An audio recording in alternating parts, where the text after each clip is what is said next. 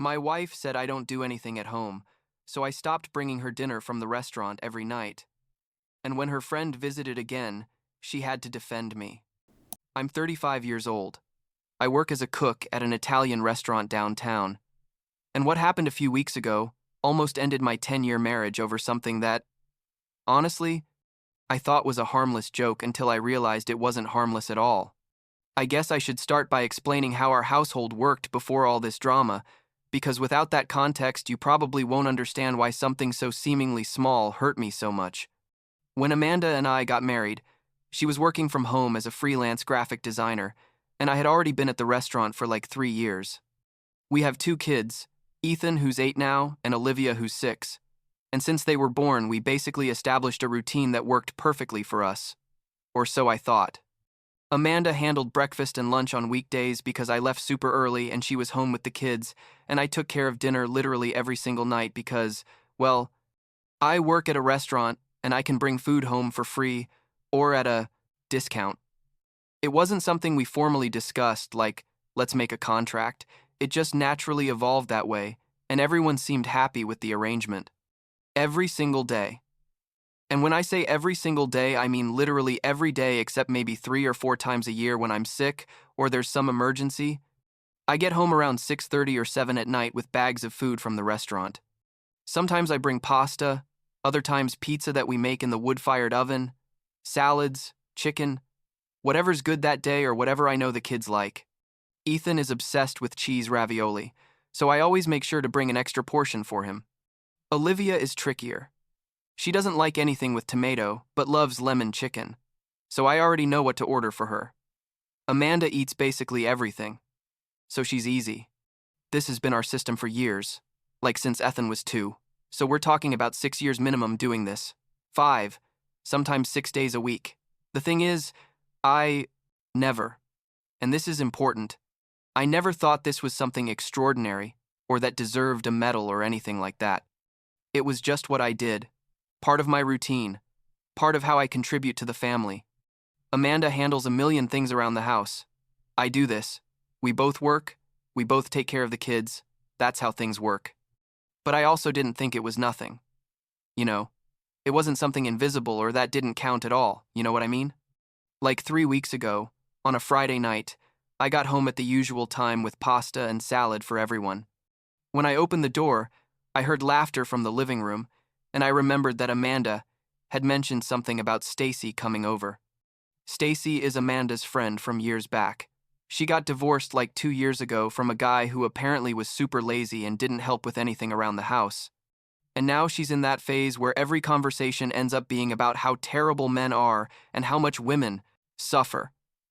I don't dislike Stacy, seriously, but sometimes her comments are kind of intense, and I can see how Amanda feels pressured to agree with everything she says. I walked in with the bags of food and said hello. Amanda and Stacy were sitting in the living room with glasses of wine. The kids were upstairs playing video games. I said hi, left the food in the kitchen, and was about to go upstairs to change when I heard Stacy say something like, "So does Michael cook at home or only at work?" I was literally halfway up the stairs. I could hear everything perfectly. Amanda laughed. You know, that laugh like when you're trying to be likable to someone, and said, "Oh no, Michael doesn't cook anything at home. He comes home from work and that's it." Stacy said something like, "Typical," and they both laughed. I stood there on the stairs feeling like an idiot. I had the bags from the restaurant still in my hands. I had just brought dinner for the whole family like I do literally every single night, and my wife was telling her friend that I don't do anything. I mean, technically I guess it's true that I don't cook at home, but bringing food from the restaurant every night doesn't count as something? I wasn't making a sandwich just for myself. I was bringing dinner for 4 people, making sure there were options for everyone, using my employee discount to feed my family. I didn't go back downstairs right away. I went to the bedroom, changed, and stayed there for like 10 minutes trying to calm down because I was genuinely upset. Part of me thought maybe I heard it wrong. Maybe it was a joke I didn't get. Maybe I'm being too sensitive. But another part of me, the bigger part, was thinking after 6 years of doing this every single night, that's how she sees it. Like I don't do anything?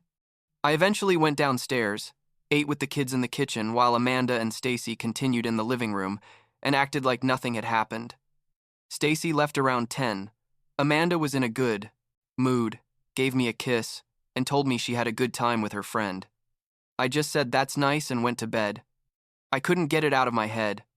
The next morning, Saturday, I waited for the kids to wake up and go watch TV, and I told Amanda I needed to talk to her. I told her exactly what I had heard.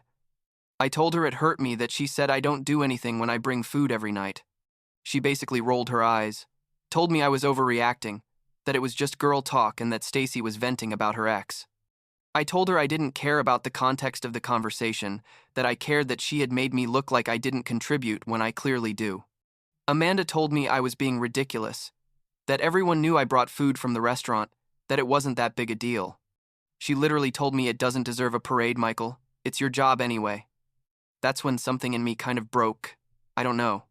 I told her, okay, if it's not a big deal, then I guess I can stop doing it, and it shouldn't be a problem.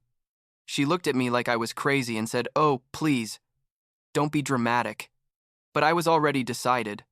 I told her seriously, if you think it doesn't count as contributing to the family, then I'm going to stop bringing dinner for you, and you're going to have to make your own food. I'm going to keep bringing food for Ethan and Olivia because they're kids, and it's my responsibility. But you're an adult, and apparently this doesn't mean anything to you. So you can handle your own dinner.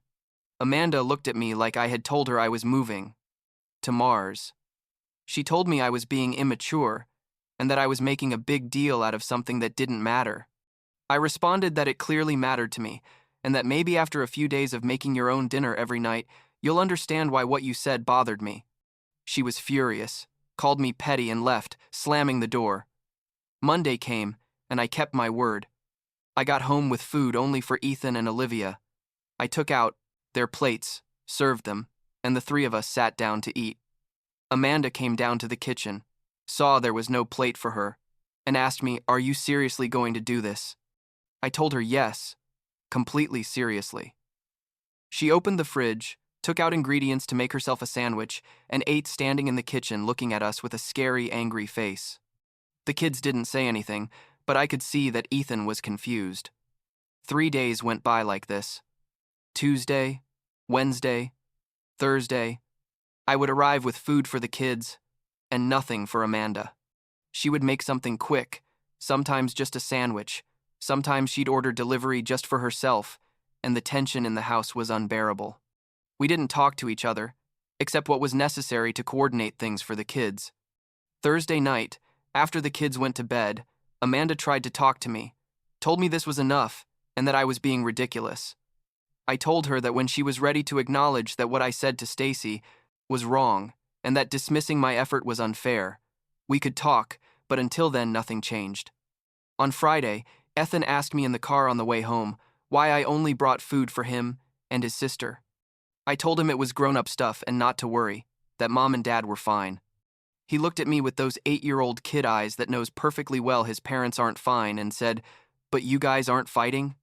I told him that talking about difficult things isn't necessarily fighting, that sometimes adults have to solve problems and it takes time.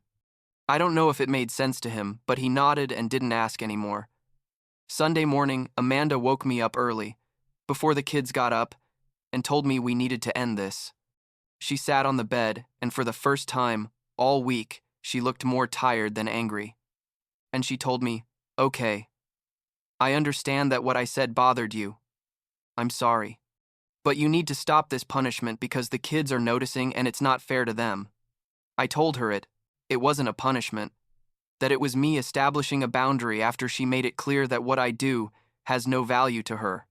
She sighed and told me it does have value. Of course it has value.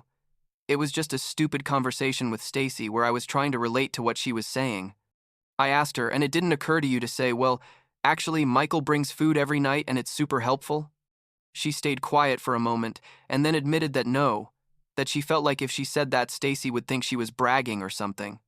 I told her, so you threw me under the bus so your friend would feel better about her situation? Amanda got defensive again and told me I was distorting things. But then she calmed down and acknowledged that maybe she had been unfair. She told me I really am sorry. I didn't think it was a big deal, but I understand now why it hurt you. On Monday, I went back to bringing food for everyone. Amanda thanked me when I arrived, gave me a kiss, and he started to normalize little by little. I thought everything had ended there, that we had resolved the problem and were moving forward. But the truth is, there was still something in the air, like an uncomfortable feeling that wouldn't quite go away. Like 2 weeks later, Stacy came over again on a Friday night. I arrived with the food as always, this time for everyone, obviously. And while I was in the kitchen serving the plates, I heard Stacy make another comment about men who don't help around the house. This time, I clearly heard Amanda interrupt her and tell her, "Actually, Stacy, Michael brings dinner home for us every single night from the restaurant. He's been doing it for years. So it's not true that he doesn't help." Stacy was quiet for a second and then said something like, "Oh, well, that's different, I guess." Amanda continued saying, "And yes, it is different. And I should have said that last time, instead of making him look bad." I stayed in the kitchen smiling like an idiot. I didn't go out to interrupt or anything. I just kept preparing the plates, but it was like something that had been tense in my chest since that first night finally relaxed. When Stacy left later that night, Amanda came to the kitchen where I was cleaning and hugged me from behind. She told me she had been thinking a lot about everything that happened, that she realized she had been taking for granted something that was really important and that represented my way of caring for the family. She told me she had felt pressured to act a certain way with Stacy. Like admitting that her husband was attentive made her less part of the club of suffering women or something like that. And that was stupid on her part.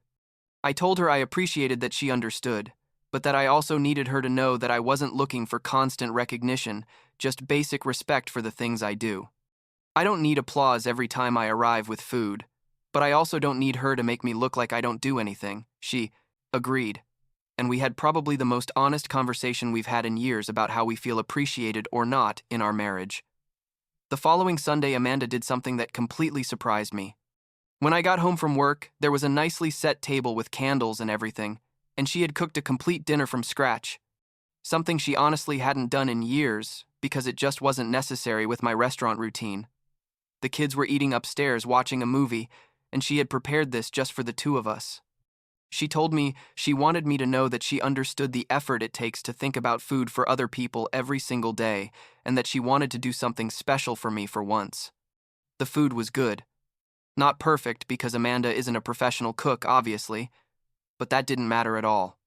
What mattered was the gesture, the fact that she had really understood what I was trying to say. After dinner, we talked for hours about our marriage, about how routine sometimes makes us stop seeing the things the other person does, about how friends' comments can influence how we present ourselves to others even when it doesn't reflect the truth. Since then, I don't know. Things are different, but in a good way. Amanda thanks me more often when I arrive with dinner. Not in an exaggerated or fake way, but genuine. I've also realized that maybe I was taking for granted some things she does, so I'm trying to acknowledge her efforts more too. Ethan doesn't ask anymore why there's tension, because there isn't any anymore. Olivia is happy because both parents are smiling again. The thing is, this whole situation taught me something about marriage that maybe I should have understood before. It's not just about doing things for each other, it's about recognizing and valuing what the other person does. And it's also about standing up for your partner, even when you're with friends, even when there's social pressure to complain or minimize their contributions. Amanda eventually understood that, and I understood that sometimes you need to set boundaries even when it seems dramatic or over the top, because if you don't, people are going to keep walking all over what's important to you. Ethan still asks for extra ravioli, and Olivia still rejects anything with tomato. But now when I get home and put the bags on the table, Amanda looks at me and says, "Thank you for bringing dinner," and I can see on her face that she means it. And that, honestly, makes all the difference in the world.